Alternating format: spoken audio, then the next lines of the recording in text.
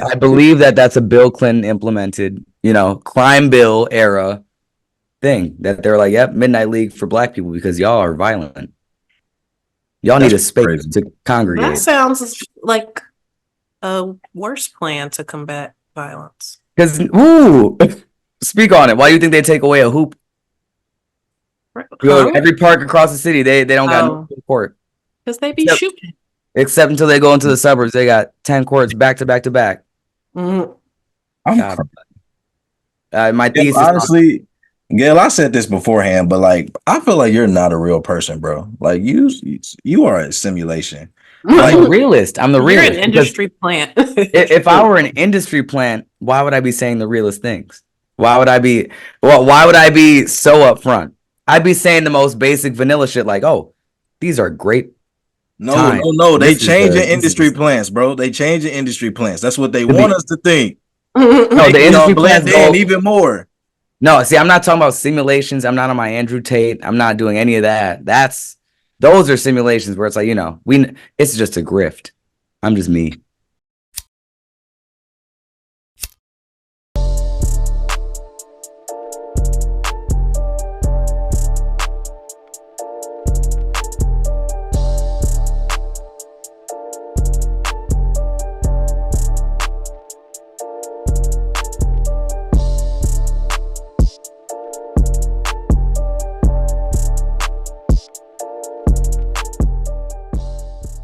What's good, everybody? What's going on, man? It's Stephen Cost II, aka Mr. Qualified. It's your boy Edward back with another, I'm pretty sure to be very interesting, the right quality podcast.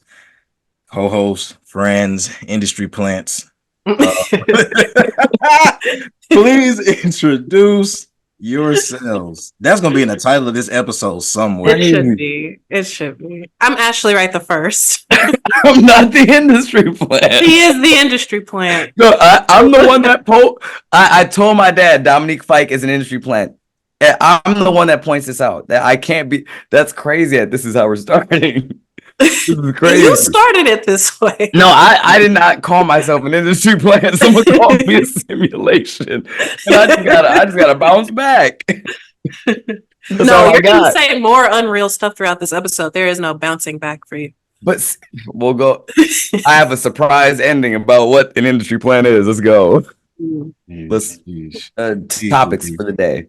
Yes, Docket. topics for today, the docket. So we're in the midst of March Madness. I think by the time this drops, we will be finishing the second round ish. So bear with us. But we're in the midst of true March Madness time. So we're going to talk brackets, men and women's. Then we're going to talk basketball programs. We might as well. It's March, right? So we're going to discuss which powerhouse programs have produced the most or the best, or whatever word we come up with in the conversation, NBA talent.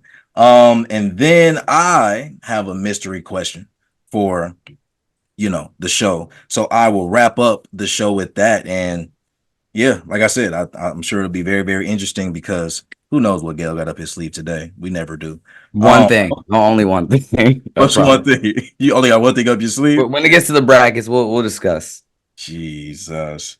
Okay, so men and women's brackets. I have not done my bracket yet. At this point, it'll be done by the time y'all seeing this. But honestly, I'll be guessing. I'm not gonna lie to you. Like I keep up with some teams. I pay attention to the standings. I catch a few games here and there where I can, but like I don't know. It's just kind of hard to watch the regular season of college basketball. Do y'all agree with that? Like, do y'all watch more college basketball, or have y'all found yourselves watching more or less lately? It's been less lately, but not on purpose, if that makes sense. On nights if there's college games on and NBA games on, I'm watching the NBA games, but I'll look and check to see the box score of college games. That tracks. Okay. I was gonna say, we're getting it off early. God bless. Uh, how do y'all do your brackets? Because I have like a serious one where it's like, I think these teams will make it. I have a completely random one where it's like, all right, this is March Madness. A one could be popped second round easily. And I got a meme one. So it's like, what names sound the best? I got Morehead State versus Longwood early. I got, some. Yeah, you see what I'm saying. You just got to have fun with it at this point because it's a luck of the draw on the men's side. You have no clue who's going to come out each week, or each day. True.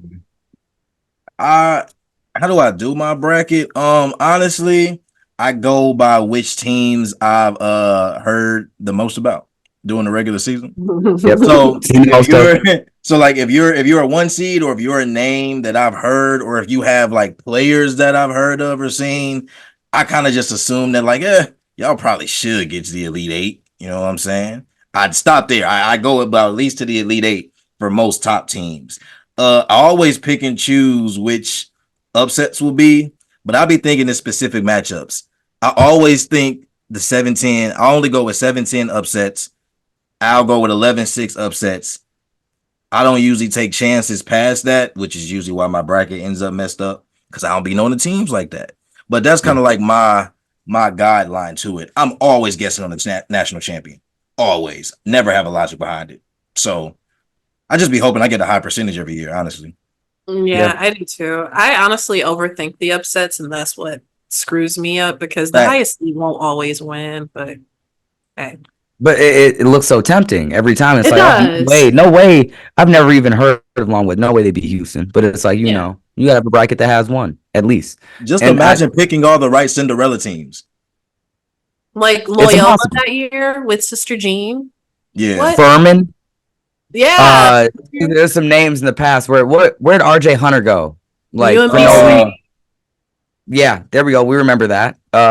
It was that team. They had the B. They made Fred VanVleet, Gordon Hayward, Butler. wherever it is. Oh, Butler.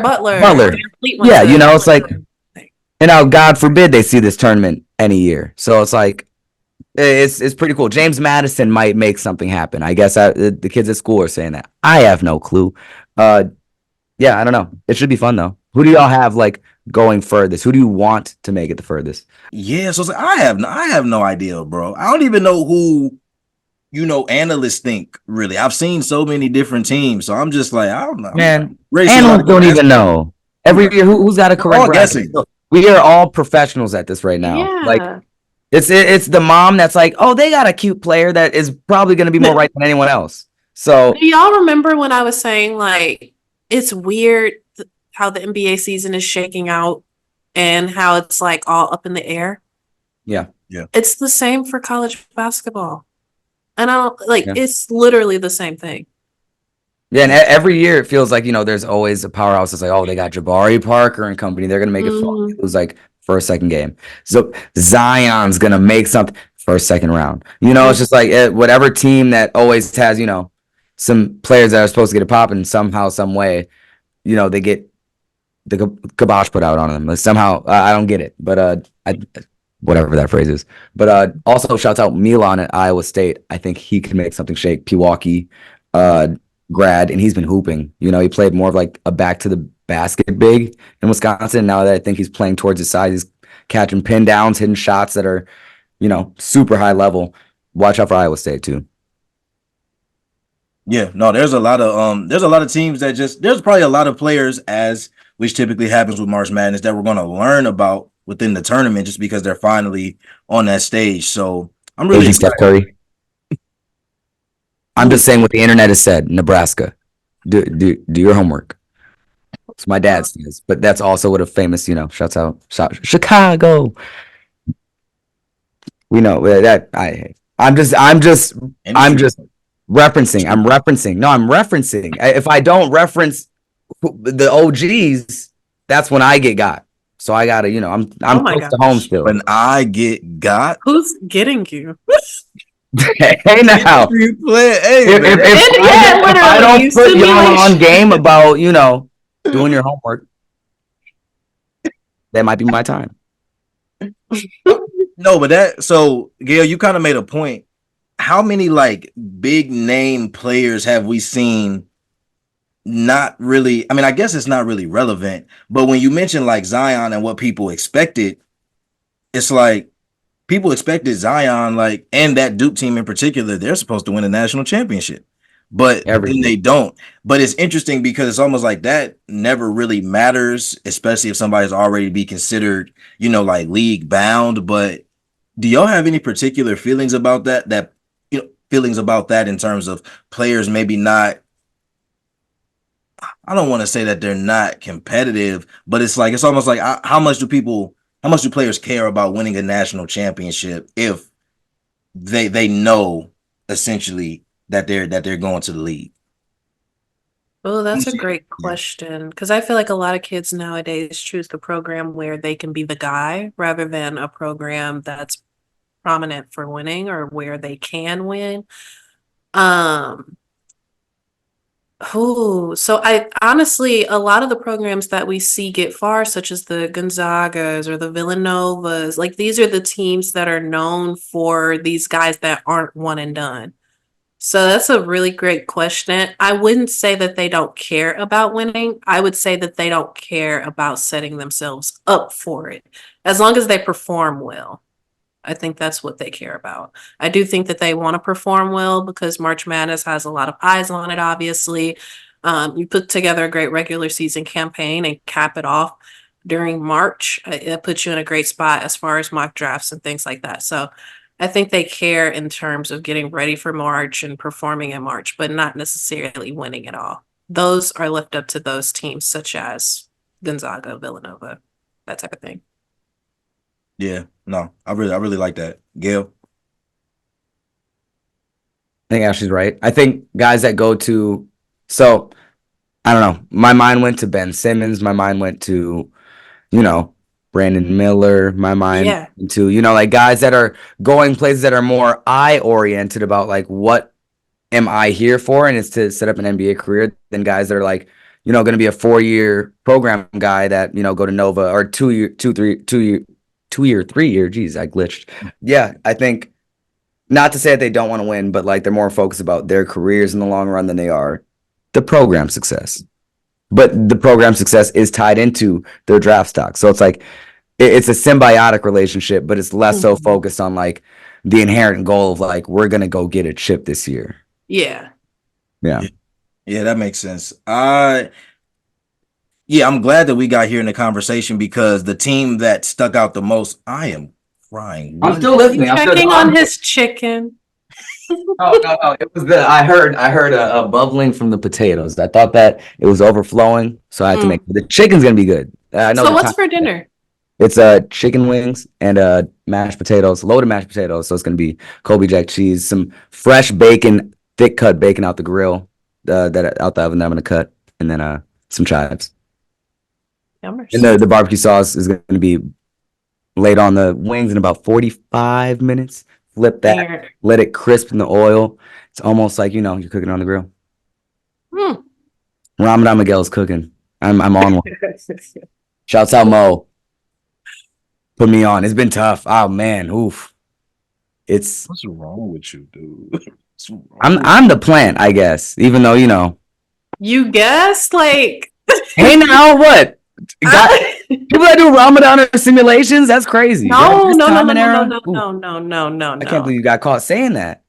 Hey, Stop. that's I diabolical, bro. yeah, that Hey, is y'all not because calling me a I plant though. I gotta, I no, gotta. you're a plant because you literally text us and said, I'm gonna cook chicken during the pod. I have to defend myself here. But it's in the oven. It's a slow cook. This is Yeah, that's fine. I got a talent. I don't know how. I don't even have my oven doesn't even have numbers on it. I gotta guess how hot it is.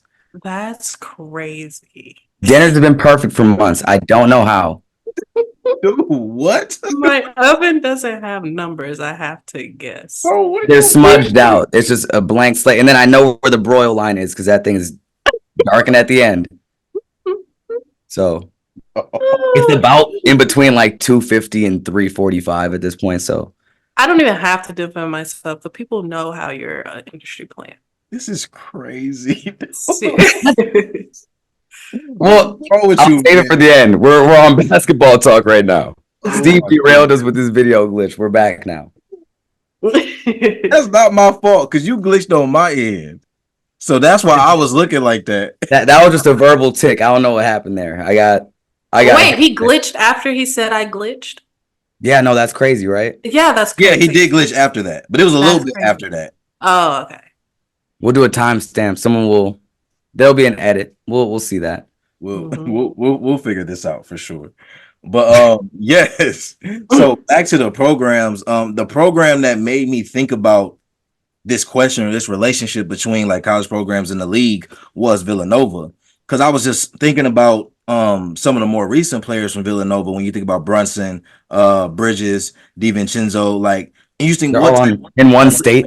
right, but like what type of hoopers they are. Like just think about what type of players these are, right? Like DiVincenzo's career almost got like derailed because of the injury and him trying to like find his place after leaving Milwaukee, but he was a starter for us. You know what I'm saying? Yeah. Still kind of upset that we let him go, especially looking at things. But then you see what Bridges did in his run to the finals, and even what he's been doing since being traded to Brooklyn. And I mean, we've talked about Brunson before.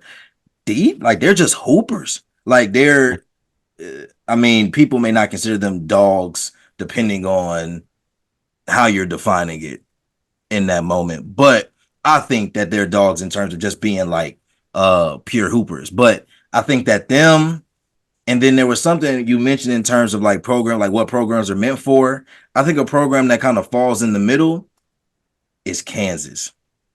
Mhm. Because I think Kansas can do both, right? Like Kansas is a place where if you are league bound and you go, you could play for a year and leave, but I think it's such a good system.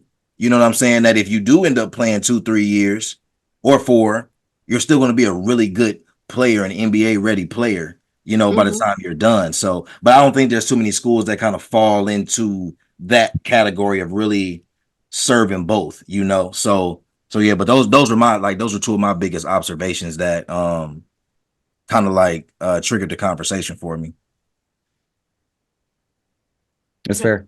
Yep. I'd say my Marquette, someone that pops up in my mind. I mean, that's why I've always, Mm. to show why my bias is to Marquette other than Wisconsin, I just think that they produce NBA players at a better clip. And Then like Wisconsin? Oh yeah. yeah, like they are actually setting their players up for success where Wisconsin's focused on, in college success. Yeah, I would agree with that. I would agree with that. How exactly does a college program prepare a player for the NBA? I think Yeah. that all depends on what the player is willing to do. Does it not depend on the player's trajectory at the time? I know that's tricky, but I think that that's kind of what it's based in. Because if it's a like 4 or 5 star coming in, not so much with a one and done expectation, but the possibility of if I come in and produce at a certain clip, I may be able to go first round, whatever the case may be. I think you might have to look at that athlete different than somebody coming in that might be coming in as a backup or that's not expected to produce immediately in college. Not saying the talent isn't there, but it just may not be room for them to really get that shine and get looks. It may Like the just take them expectation long. is different. Yes. But that's also tricky because it depends on what the program looks like. Because if you're a guard, are you coming in with the opportunity to produce in that first year? Or are you playing behind somebody? Like what type Mhm. of player are you coming into the program? Are you coming into a Yeah. program with a lot of other, top tier players from your class? Because everybody won't be able to shine. So it's like I feel like that's kind of it's real tricky, but it all depends on situation and environment, I guess.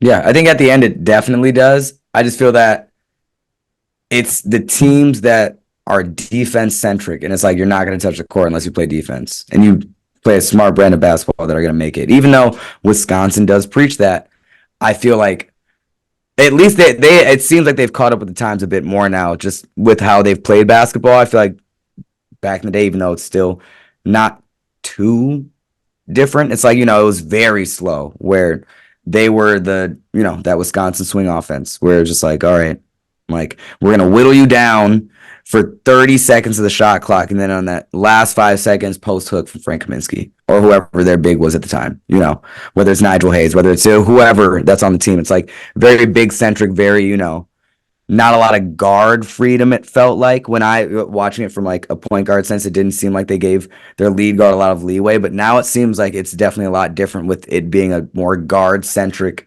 league and just game in general, where it's like they have to give them that freedom to make those decisions. So it's probably going to be different as years go on. I feel like they do have a couple of NBA players over on that Badgers team, maybe one, two, slightly. I feel like Hepburn might be like a G League phenom, or just someone that's going to, run a backup unit at some point in the NBA. So I don't know. I feel like it's hard to tell because, yeah, each team or each program has a different expectation. They have a different crop of players that they're supposed to make work as a team, whether or not like the goal is the NBA or not. So, yeah. No, that's right. Ashley, anything to add? Yeah. Your initial question was how beneficial is college ball to player development, I think. Yes, or like what role does it play? Like how exactly does a program develop a player for the NBA? Yeah, so like y'all were saying, I think it just depends on what your program is known for. Like if you knew when Hugger was the head coach at West Virginia, you were playing press D. You're learning how to play defense. Like what Miguel said, basically, if you go and play under Coach K, you're going to be a well-rounded player. Same thing with a Kentucky or, whatever you commit to. So I agree. I agree with that. It just has to do with committing to the school that fits your game when you're coming out of high school. Simple. Yeah, and that's key. And I wish more players did that as opposed to trying to get the most exposure, right? So I think you see a lot of kids pick these large programs, but one that kind of comes with larger expectations, which doesn't have to be a problem or an issue, but it's also unnecessary to do if the fit, isn't perfect. And I'm not saying like don't go D1, obviously, but I'm saying like really look across programs and say, I look at it like this. If you had to stay longer than a year, what would make the most sense? Because you could commit to anywhere for a year and just think like, all right, like I'm gonna do my year and shake to the league. Because at the end of the day, if the numbers is there and the impact is there and the talent is there, it's gonna happen regardless, for real. But if you go to a situation where you actually can really, really shine as opposed to just have the ability to put up numbers because the talent is there, I think I hope more players are taking that approach. But another question I have for y'all is, in y'all minds, in y'all opinion, who would y'all say are the top 5 college programs that produce NBA players? I love this question. Okay. First teams that come to mind are the blue bloods. So being Duke, North Carolina, Kentucky. But I think teams that are under the radar would be Gonzaga. I think Villanova back when Jay Wright was head coach. Also, you've got Florida, the team that went back to back. You had Al Horford, Joakim Noah, Brad Beal is out of Florida. Like you got to put some respect on little odd schools like that too. Yeah, no, I definitely agree. I think that it's interesting when you think about blue bloods. I think, and I don't know if this is just perspective and recency bias based on what we've seen or just that people actually forget, but I think like the blue bloods you named are, yes, historic blue bloods, but they've still been blue bloods kind of within our era of watching Yeah. basketball. But like Yep. your UCLA's, your Yeah. USC's, The baby blue Bruins. Yeah. it's a lot of there's a lot of teams that could be considered blue bloods because I feel like a lot of you have your programs that do it historically, like over time, consistently. But I feel like there's a lot of programs that have spurts of like sending players to the league. Like it just depends on maybe who the head coach is at the time and stuff like that. But I feel it's really hard to narrow down that 5 because I think Duke. I guess you would add UNC. Like, how many teams are like Turn them off. non-negotiables in this 5? like theoretically speaking. I would say UNC is a non-negotiable. I saw you I'd were have to agree. hesitant. I'd have to Okay. agree. Yeah, I'd say UNC. I'd say Duke is a non-negotiable. right. Kentucky is a non-negotiable. Kansas is a non-negotiable. I feel So like UCLA would be too. You think gotta UCLA? be I would take non-negotiable. UCLA. So those are five. That's I five. mean, are there 10 non-negotiables? Like if we were going to stretch the list to 10, are there 10 schools that are like absolutely non-negotiable? Like how tight are we trying to make this list of, you know, respectable programs? I think five is a good number because Yeah. outside of KD and PJ Tucker, would you include a Texas? You know what I mean? Outside of a Brandon Miller, would you include Alabama? Like Right. who? Auburn is a really good college basketball team, but who can you name besides Isaac Okoro, who's on the Cavs, or Mm. other little names like that? I won't say little; he's in the league, but other names like that came out of Auburn that you would say, okay, yeah, that's a. I mean Charles Barkley, but you know what I mean. So we're talking all stars that went to these schools that we just named, You're right? right. Hall of Famers. Hall of Famers, exactly. So Other we said schools, it's not. we said Duke, North Carolina, Kentucky, Kansas, and And UCLA. yep. Would any other school come to mind? Like, honestly speaking, like if you had to pick an honorable mention or a few, Gonzaga, Marquette, Gonzaga's an Gonzaga, honorable mention. Florida. Florida's an Florida. honorable mention. Marquette's just a homer pick. But D Wade, I mean, Wesley Matthews, Jay Crowder, Jimmy Butler. Would you say Arkansas? I believe, didn't Avery Bradley go there? Yeah. Lee Portis. I know Bobby Portis went there. Who else came out of Alabama? I mean, So Arkansas. out of Arkansas. Who? I'm not sure. Yeah. It's I never UConn. Oh, that would be a perfect honorable mention. That's perfect. USC, those types of schools they don't make my top five, but that's good. It fills out 10. Yeah, that's So good. well, Nova will be an honorable mention. Yeah, that's good. That's good. Georgetown. Georgetown is up there. In terms I of think historic Outside of programs, Pat and AI. Outside of Pat and Historically. AI. Otto Porter went to Georgetown too, I believe. Am I tripping or did Alonzo Mourning go to Georgetown? Good question. I'm stumped. Ohio State. Yeesh. Well, outside of D'Lo, I mean, Whoa, Mike Conley, Greg Oden did business Conley, down there. yeah. Shots out Greg Oden's career was like 2 days, but Hey, yo. But if healthy. yep, if he was uninjured. Michigan. Michigan. Michigan That's State. good. Both. State good. Yeah. With Izzo, those teams. Mm-hmm. Oof. Yeah. They produce a lot. I think that's Arizona, maybe? Hey, I was gonna say definitely Arizona. Arizona. Aaron Definitely Gordon, Arizona. RJ. Yeah. So it's like If you go I back think those are those further, honorable mention teams. Those are the ones where it's like, yeah, they had programs, but it's like, they fluctuate more than most now. Indiana. Indiana, yep. Who's your mm, daddy? As they used to say. Qualls remembers the state tournament. you said what? State tournament. King Germantown. I'm not playing with you. I know. I mean, I know most of the audience doesn't. Oh, yeah, Indian, Jordan, yeah, Michigan, UConn, Cal. I thought about Cal, but Jaylen Brown is the only person I can think of. And J Kid. J Kid, yeah. Iowa State. Iowa State has State. sleepers. Illinois. Illinois, Darren Williams went there, I believe. I think that might be it though. Yeah. How y'all feel about Oklahoma? Buddy Hield, Trae Young, Blake Griffin. Blake Griffin. Mm. Might have to be in that honorable mention status.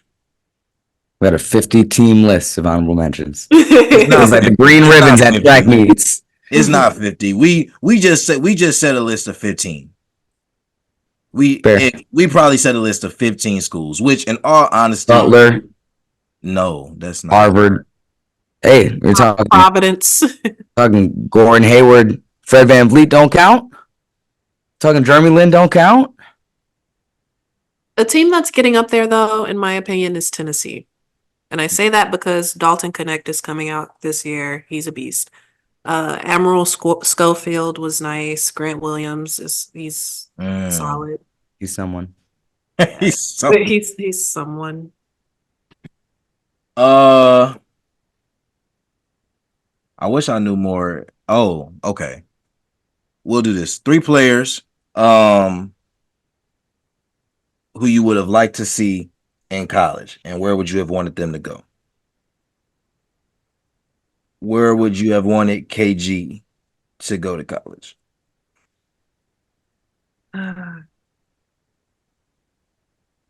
This is good. This is good. Could you He would have been imagine? the same time as AI or close. I think he was right after. Might have been right before. He's in that era. It's not the same year though. Definitely not Wisconsin. You He know might not have made the NBA. You know what would have probably been juicy? Would Kate? Nah, he might be after that too. I was thinking Antoine Jameson and how well he thrived at North Carolina. What Mm. if you put a KG on that team? I see it. Also, KG was drafted in 95. Oh, he's old. Damn. I wouldn't have given him 95. I thought it was 97, but yeah, 95. Yeah, I thought it was late. I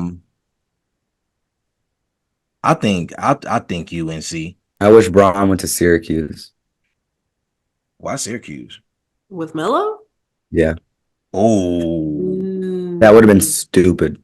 That would have been dumb. That would have been not fair. I mean, Melo already won it, but then just imagine I just don't see Bron not playing for one of them ones. I just don't. North Carolina, Duke. Braun on Duke. I mean, maybe he would have went to Ohio State. Maybe. If he would have went to Duke, he would have I had don't the see populace early. You said what?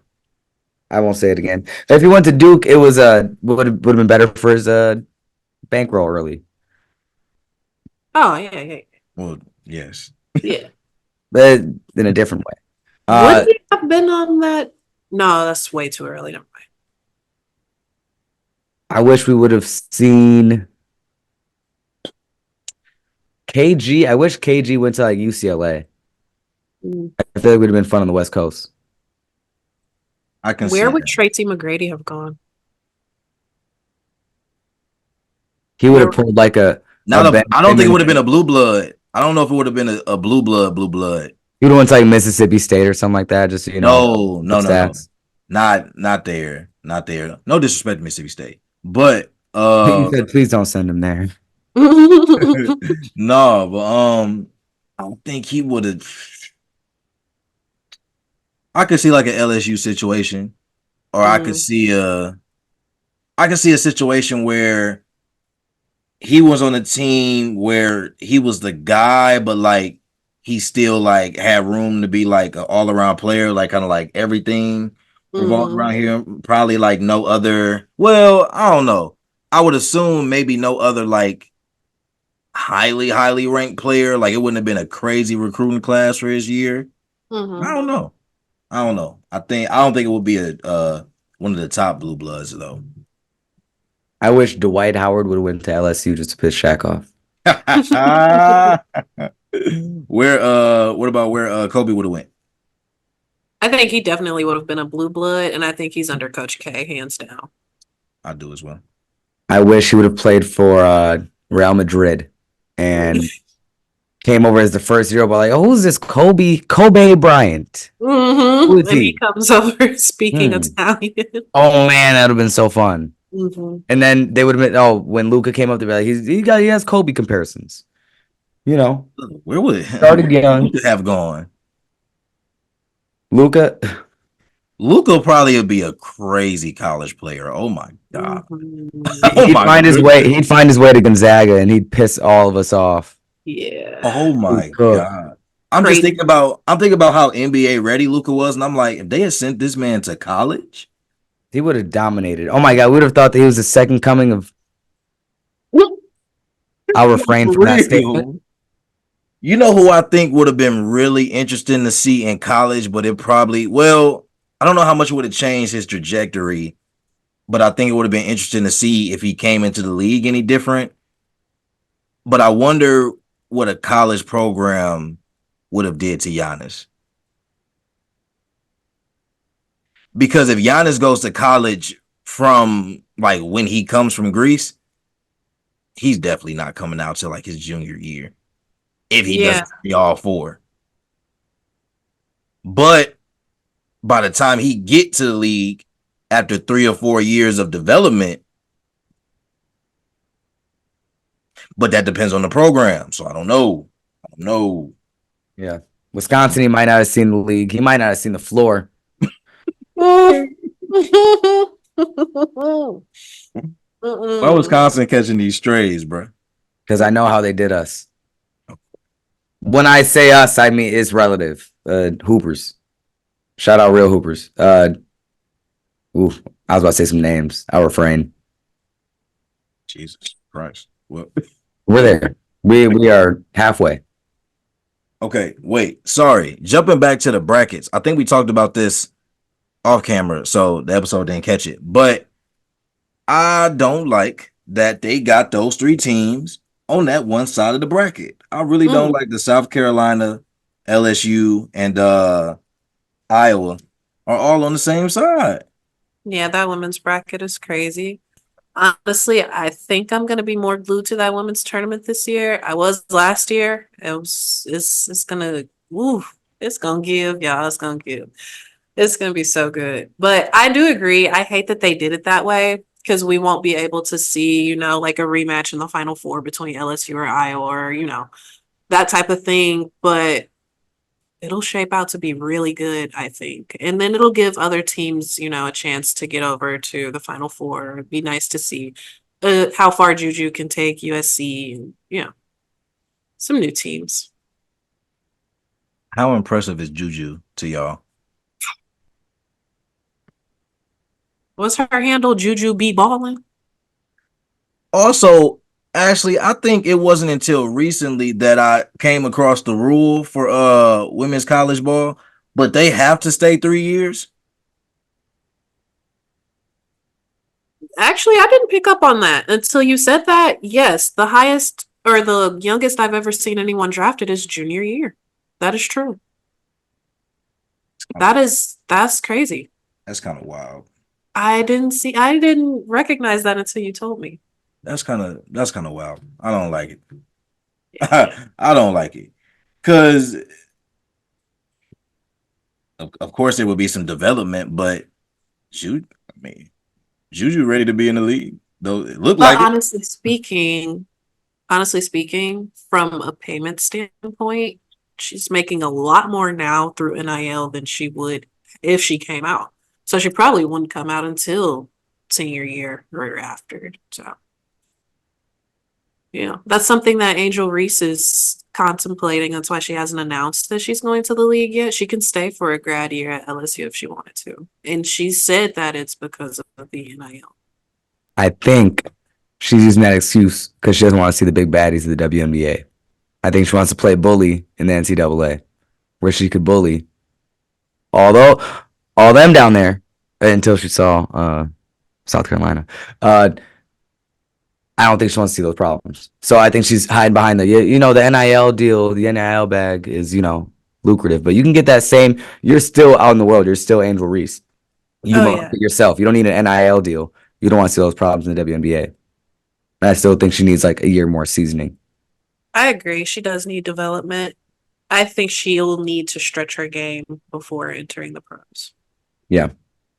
So I as much as I love Angel, she just doesn't want to see that. She doesn't want to see. Come on now. Yeah, no, Imagine if Liz Asia Taylor was still in the Wilson. league. Hey, but Asia We Wilson's can about to say her dog name. her. We I can mean, say it's her it, gonna name. be tough. It's gonna you're be gonna see really some tough. bigs down there. No, yeah, Yeah. she doesn't want that right now. She wants to bark at them down there and be like, "I'm big dog," until she, gets introduced to a new league where it's like, okay, I gotta start all over. Yeah. I don't know if y'all heard, but thoughts on JJ Redick and LeBron James starting a podcast called My Just Game. It's the greatest podcast that's ever lived. I'm through the first 15 minutes. It's phenomenal. Oh my God. I I'm there's a big discourse in our there's this group chat I'm in, and there's a big disdain for player pods by some members of that group of like, we don't need this. This isn't necessary. But then you know, this pod came out. I'm like, I am interested. It's great content. Like they're talking X's and O's. They're talking, that you're talking about the greatest mind that has played basketball since maybe ever. Where it's like we have to understand what's going on. I'd hear him talk for 24 hours straight about basketball if it meant I'd learn something. So, I learned what floppy is. I know what that is now. I know the symbol. It's just a lower ball screen. I see it now. So I don't know. I just think it's great for the game of basketball. Great for the game of wine. I'm all for I've gotta give it a shot. When it was announced, I didn't know what it would be. I'm like, doesn't Braun do barbershop and that whole thing? But hearing that you said they talk X's and O's, I'm now understanding. So it's definitely something I'd be interested in. Yeah, I guess this is a really interesting way for Brian to more so jump into the direct podcast space because the shop is like, yes, a podcast, but I think it's it's more it's a bit different. You know what I'm people. saying? Mm. How the conversations are curated. But with this, like if you're a basketball nerd, like if you're a person So that act like, bro, I saw the first clip when they were talking about out of bounds plays and just all the type of like if you're a player, you've heard this. If you watch the game or just know the game at a certain level, like these conversations, like, and I know for like me and Gail, like as point guards, like these are things that we were picking up on like in high school. So like hearing them talk about it is extremely exciting. So I very much agree with Gail's sentiments. But they made a point in the first episode where Bron made a comment about the league kind of being based on like potential and trajectory. Like they were talking about draft picks and they were saying how, everybody's drafted based off what he's going to be. Like he has so much potential. Mhm. He's going to be this, Mhm. he's going to be that. That led me to think, how many years does the average NBA player have to show their potential before they just may not get that next opportunity in the league? I think it depends yeah, because you had a James Wiseman who we thought was going to be great in the interior for Golden State, and he was traded what in his second year, yeah. Second or and third. then you have a Zion who hadn't played a bunch of games, and New Orleans signed him to a massive contract. You know what I mean? And he wasn't really on the floor. So it truly depends, I think, on the player and what you have been able to see them do, I guess. That's hard to touch on because then you also have players like MPJ who slid in the draft, but he was still a lottery pick. And now look at his production. Yeah. So.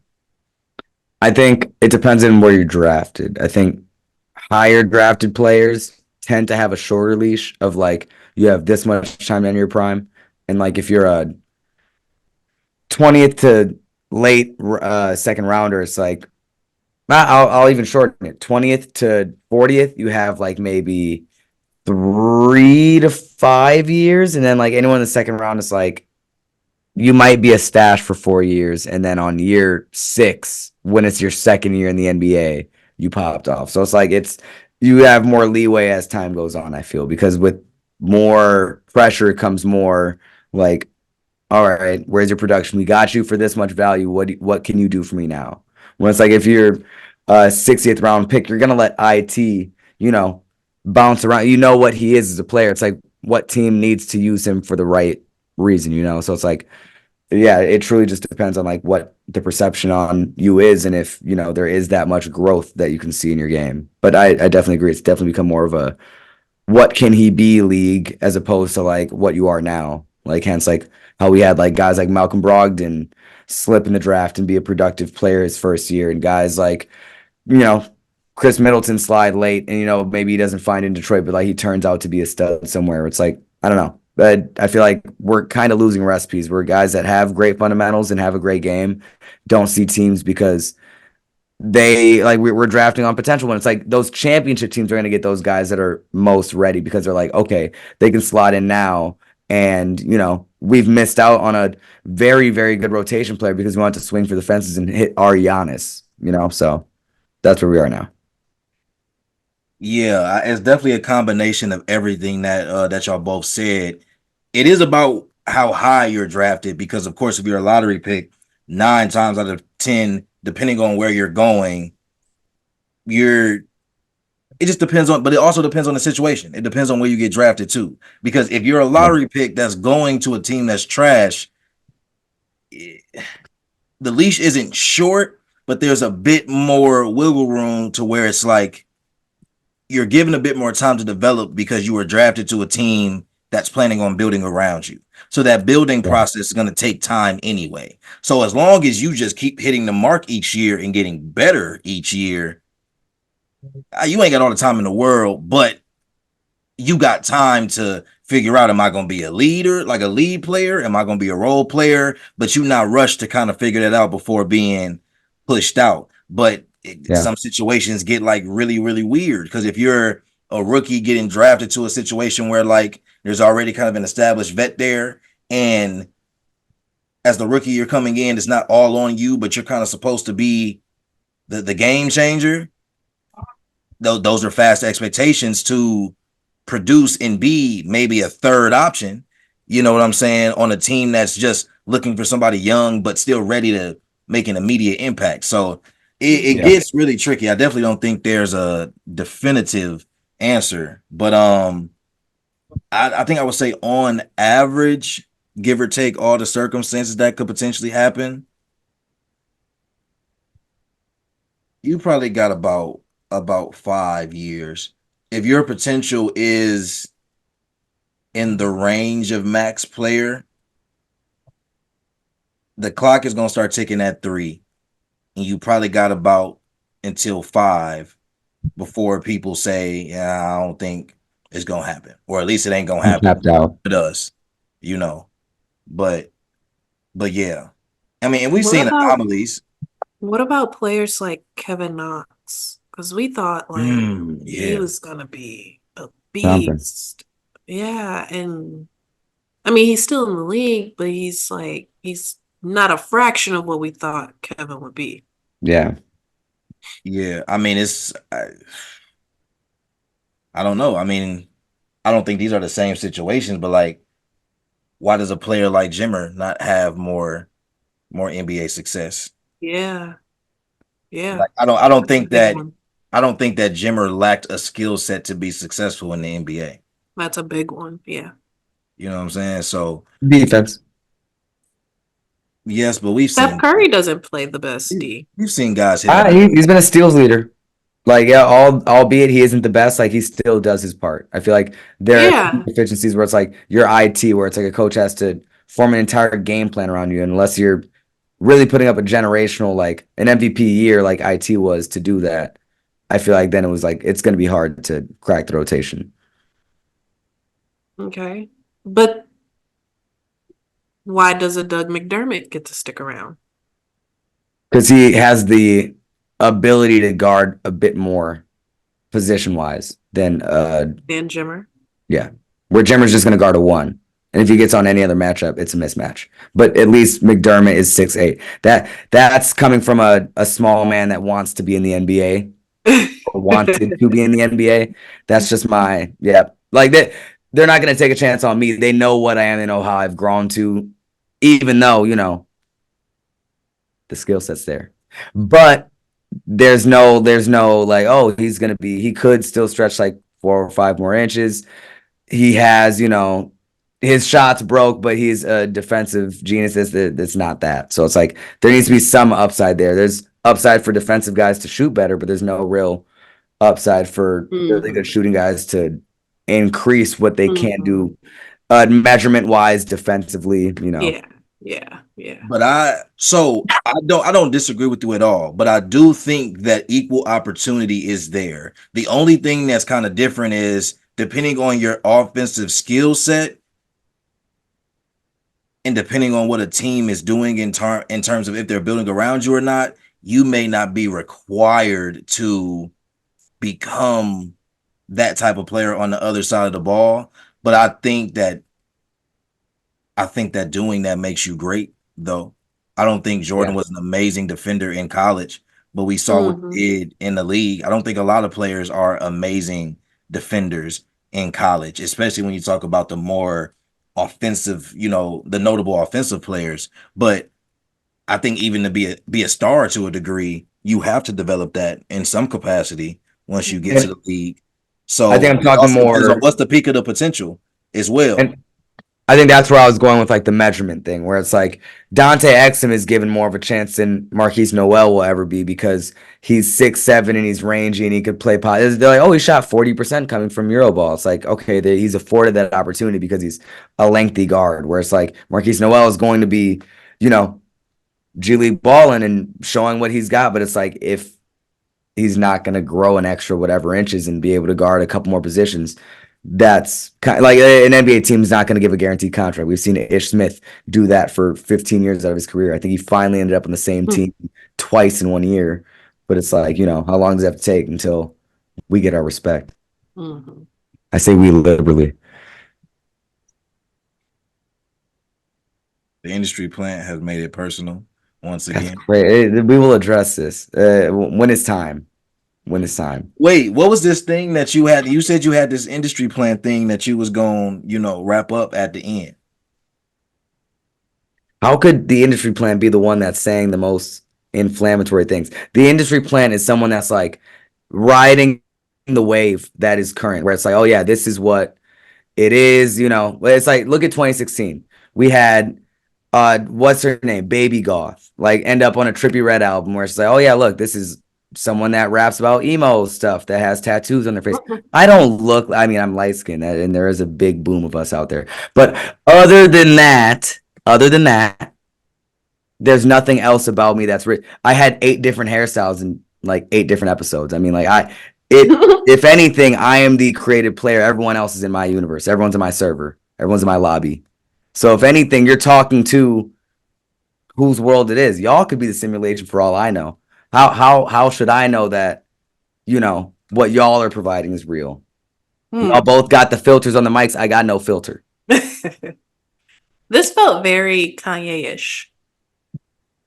I'm just seeing it how it is. How could we be the simulation? We're one of one. He made sock shoes for $20 somehow, some way. Look, Ashley, we won't talk about that, man.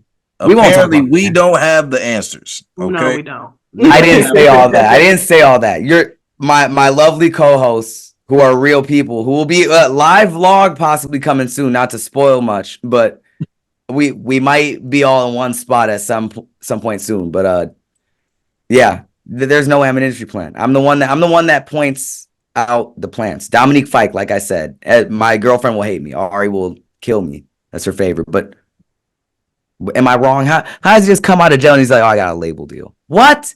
That's your story? He's talented. Don't get me wrong. But all industry plans are. If I am, thank you for your acknowledgement. But that's not why. I am just me. Stephen A took my flow. All right. And on this note. Tag him. Tag that man. I want to be on his show. I want to point out what Damn, I was about to say something. What character from SpongeBob would best fill out my starting five? I'm trying to answer that next. Hmm? What? Because you see, he's been doing like he was like, oh yeah, like Big Bird, he's gonna be in the paint. Snuffleupagus, he's too slow to play. There's no way. There's no way. He's like, oh yeah, I gotta have Oscar the Grouch on my team. You need a guy that's gonna get dirty in there. You guys haven't seen this? You didn't see when he was picking out where he would land on the Fortnite map?